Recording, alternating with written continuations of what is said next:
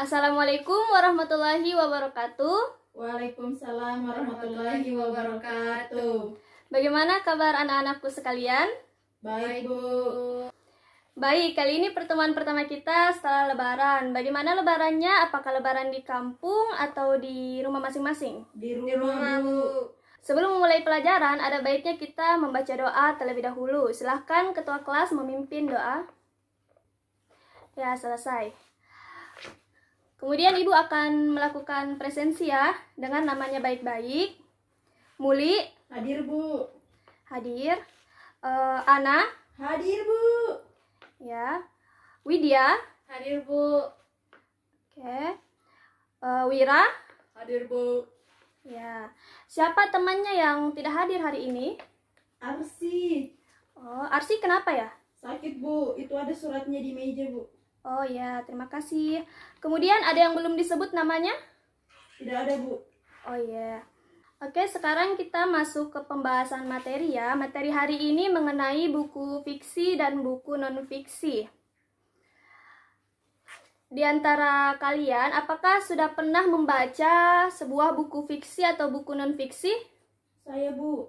Buku apa, Muli? Buku fiksi, Bu. Oh iya, boleh saya tahu apa judulnya? Novel Negeri Lima Menara, Bu. Oh, oke. Kemudian selain Muli, ada lagi yang sudah pernah membaca buku fiksi atau buku non-fiksi? Saya, Bu. Buku apa yang pernah Anda baca?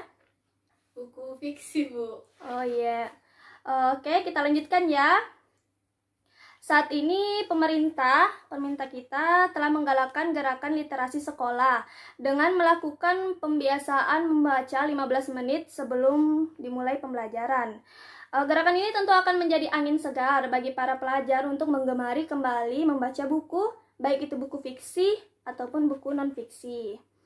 Buku fiksi perlu kita baca untuk menambah wawasan, memupuk minat baca, dan memupuk kreativitas. Sementara buku non-fiksi seperti buku pelajaran, buku ensiklopedia, dan sebagainya itu merupakan buku yang di dalamnya terkandung ilmu pengetahuan, baik secara teknis maupun secara populer. Nah, adapun tujuan pembelajaran kali ini yang akan kita capai bersama yakni yang pertama itu mengenali unsur-unsur buku fiksi dan buku non-fiksi. Kemudian yang kedua itu menemukan gagasan pokok dari isi buku fiksi dan non-fiksi. Dan yang ketiga yakni mengomentari isi buku fiksi dan buku non-fiksi. Rata-rata di sini kebanyakan pada membaca buku fiksi ya? Iya, Bu. Oke, Ibu harap kalian mulai belajar untuk membaca buku non-fiksi ya. Iya, Bu. Nah, untuk pembahasan yang pertama, apakah kalian tahu apa saja unsur-unsur dalam buku fiksi dan non-fiksi? Saya, Bu. Ya, siapa namanya? Muli, Bu. Oke, Muli. Buku itu biasanya saya lihat, Bu, ada sampulnya, ada isinya, begitu, Bu. Baik, tadi temannya sudah memaparkan dua di antara dari unsur-unsur dalam buku fiksi dan non-fiksi ya. Silakan sekarang perhatikan slide berikut. Ibu sudah memaparkan materi berupa unsur-unsur fiksi dan unsur-unsur dalam buku non-fiksi. Ada 7 unsur-unsur dalam buku fiksi, yakni yang pertama itu cover atau sampul. Kemudian yang kedua itu rincian subbab buku. Yang ketiga ada judul subbab. Yang keempat ada tokoh beserta penokohan. Yang kelima ada tema cerita. Kemudian yang keenam ada penyajian alur cerita. Dan yang terakhir bahasa yang digunakan. Unsur-unsur yang terkandung di dalam buku non-fiksi tidak jauh berbeda dengan unsur-unsur yang ada di dalam buku fiksi. Juga terdiri dari 7 bagian, yakni yang pertama itu cover atau sampul, yang kedua rincian subbab buku, yang ketiga judul subbab buku, yang keempat isi buku, kemudian yang kelima ada cara menyajikan isi buku, yang keenam itu bahasa yang digunakan, dan yang terakhir sistematika. Jadi apakah ada yang ingin ditanyakan mengenai materi unsur-unsur buku fiksi dan buku non-fiksi? Tidak ada, Ibu. Oke, sekarang kita lanjut ke pembahasan yang kedua, yakni cara menentukan kalimat utama dalam buku fiksi dan non-fiksi ya. Sebelumnya kita harus tahu terlebih dahulu apa itu gagasan utama. Jadi gagasan utama itu bisa disebut juga dengan gagasan pokok, pikiran utama, pokok pembicaraan atau pokok pikiran. Yang merupakan suatu topik yang sedang dibicarakan atau dibahas dalam sebuah teks. Jadi dalam setiap paragraf pasti memiliki sebuah gagasan utama, baik secara tersurat maupun secara tersirat. Kemudian, lalu bagaimana kita dapat menentukan gagasan utama dalam sebuah teks, yakni tentunya kita harus membaca dengan cermat buku tersebut ya. Dan yang kedua itu, setelah kita baca, tentunya kita sudah dapat menentukan kalimat utamanya. Baik, apakah ada yang ingin ditanyakan mengenai pembahasan materi kalimat utama? Saya, Bu. Ya, siapa namanya? Ana, Bu. Oke, Ana. Apa pertanyaannya? Bagaimana ciri-ciri kalimat utama, Ibu? Ciri-ciri kalimat utama ya? Iya. Oh iya, Ibu tadi belum menjelaskannya ya. Jadi, ciri-ciri dari kalimat utama itu kurang lebih, yakni yang pertama itu mengandung topik permasalahan yang dapat dijabarkan lebih lanjut. Kemudian yang kedua itu biasanya berupa kalimat lengkap yang dapat berdiri sendiri. Dan yang ketiga itu memiliki arti yang jelas tanpa dihubungkan dengan kalimat lainnya. Kemudian berikutnya yakni dibentuk tanpa kata sambung atau transisi. Dan ciri yang paling menonjol yakni itu pada paragraf induktif, kalimat utamanya ditandai dengan kata-kata kunci, misalnya sebagai kesimpulan bla bla bla, kemudian yang penting atau oleh karena itu, jadi oleh sebab itu, dengan demikian. Kalau ada kata-kata seperti itu, maka merupakan kalimat utama yang berada di bagian bawah kalimat, atau biasa disebut dengan paragraf induktif ya. Oke, sudah jelas? Jelas, Bu. Sebagai penjelasan lebih lanjut, silakan simak contoh yang sudah Ibu paparkan di atas. Yang pertama ini merupakan sebuah paragraf dalam buku fiksi. Ya, silakan diperhatikan. Ada 2 paragraf ya, kurang lebih. Kemudian, masing-masing paragraf ini terdapat gagasan pokok atau gagasan utama. Jika ada yang kurang jelas, silakan ditanyakan. Jelas, Bu. Oke, sudah dapat dimengerti ya. Jika tidak ada lagi pertanyaan atau sudah dapat dipahami, Ibu akan melangkah ke pembahasan yang ketiga, yakni mengenai komentar dari buku fiksi dan buku non-fiksi.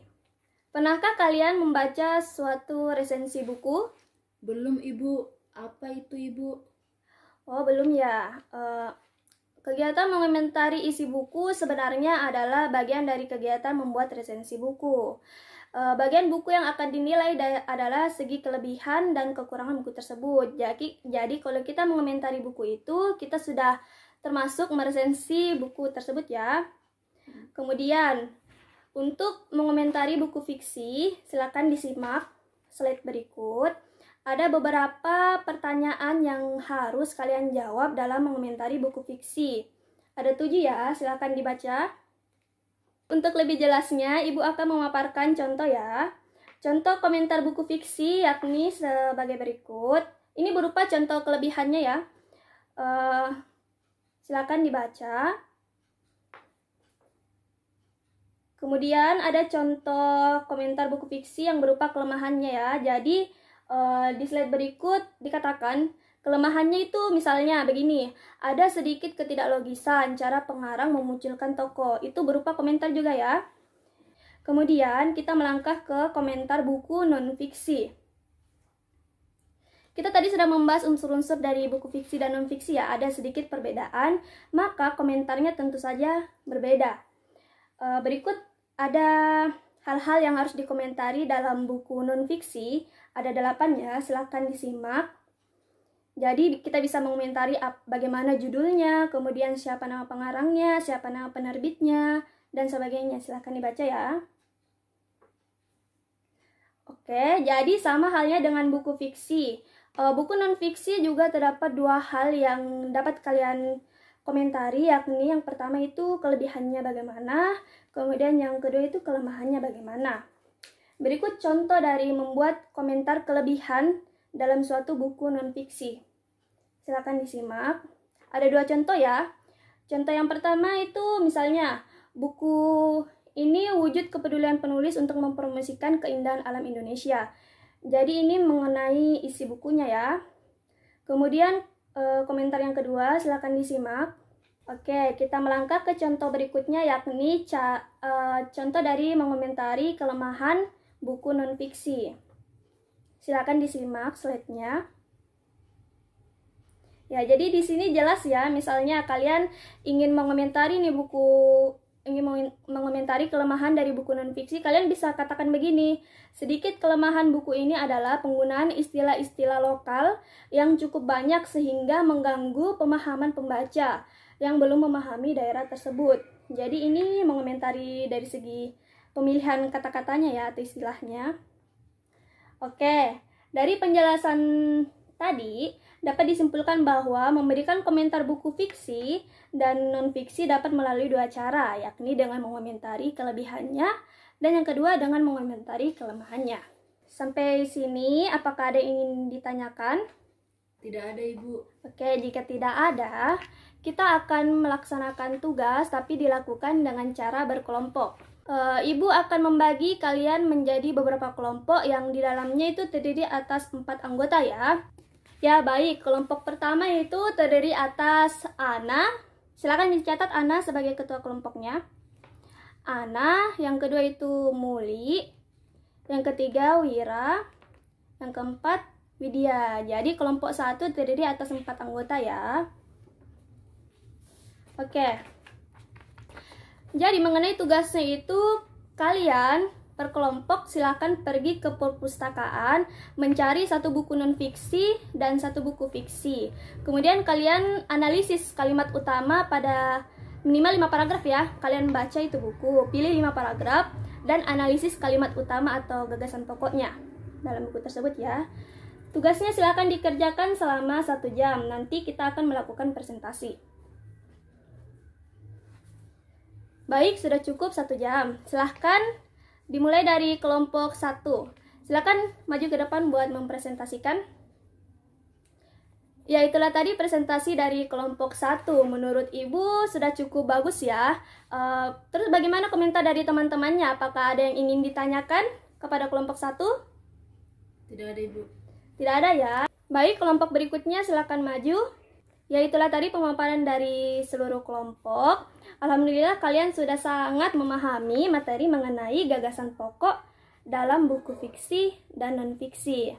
Selanjutnya, Ibu akan menyimpulkan apa inti dari pembahasan pada pertemuan kali ini. Tapi sebelum Ibu menyimpulkan, siapa di antara kalian yang berminat untuk memberi kesimpulan sesuai dengan pemahamannya? Silakan angkat tangan. Saya. Siapa namanya? Muli, Bu. Oke, Muli silakan. Rangkumannya itu, Bu, buku fiksi dan non-fiksi memiliki unsur-unsur yang hampir serupa, hanya saja terdapat perbedaan dari segi bahasanya. Dalam buku fiksi dan non-fiksi terkandung gagasan pokok di setiap paragrafnya. Selain itu, sebagai pembaca buku fiksi dan non-fiksi, kita dapat memberikan komentar terkait buku-buku tersebut, Ibu. Ya, baik. Oke, apa kalian sudah memperhatikan kesimpulan yang disampaikan oleh Muli? Sudah, Ibu. Oke, sedikit tambahan dari Ibu. Tadi Muli mengatakan perbedaannya itu, unsur perbedaan dari buku fiksi dan non-fiksi terletak pada bahasanya. Bagaimana perbedaannya ya? Jadi perbedaannya itu misalnya dalam buku fiksi, bahasa yang digunakan itu bahasa ragam santai, jadi tidak usah terlalu baku-baku. Kemudian dalam buku non-fiksi, bahasa yang digunakan yakni bahasa ragam baku yang sesuai dengan pedoman atau sesuai dengan KBBI yang berlaku ya. Oke, selain itu kita juga bisa dapat mengomentari buku fiksi dan buku non-fiksi, dipandang dari kelebihan dan kekurangan buku tersebut. Apa yang dikomentarinya misalnya dari segi isinya, judulnya, bahkan bahasa yang digunakan dan lain sebagainya. Sebelum Ibu tutup pembelajaran kali ini, Ibu tadi sudah membagi kelompok ya.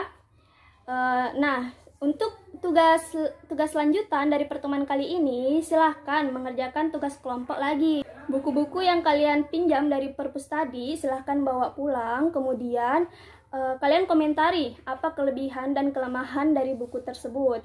Untuk pertemuan berikutnya kita akan membahas materi mengenai cara penulisan laporan hasil observasi. Silahkan kalian membaca literatur yang terkait. Kita tutup pembahasan kali ini dengan mengucapkan alhamdulillah kepada Allah sebagai bentuk rasa syukur kita. Alhamdulillah. Oke, silahkan berkemas dan pulang ke rumah masing-masing. Ibu ucapkan wassalamualaikum warahmatullahi wabarakatuh. Waalaikumsalam warahmatullahi wabarakatuh.